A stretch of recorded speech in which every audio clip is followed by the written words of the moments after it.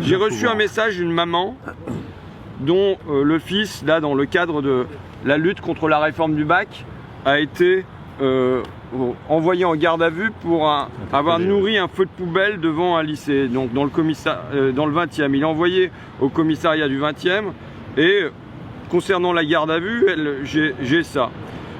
Ils sont seuls dans des cellules sans aucune information de ce qui allait se passer. Cellule odeur est insupportable. Ils n'ont pas été informés qu'ils allaient rester la nuit. À chaque fois qu'ils ont demandé l'heure, on leur répondait après. Mon fils a demandé du papier toilette, le policier lui a dit « je reviens », il n'est jamais revenu. Lorsqu'on lui a amené son repas le vendredi soir, le policier lui a dit « fais attention, c'est brûlant ». En fait, le plat n'était même pas décongelé. Ils sont réveillés la nuit toutes les 2-3 heures pour être fouillés. Mon fils avait enlevé son t-shirt et son pantalon pour se faire un oreiller. Excusez-moi, et se protéger de la lumière pour essayer de dormir. Un policier est venu dans la nuit et lui a demandé s'il avait froid. Il lui a répondu oui et ce dernier lui a pris son t-shirt et son pantalon. Mon fils a vomi pendant la nuit à plusieurs reprises. Il a sonné longtemps, très longtemps et ainsi de suite.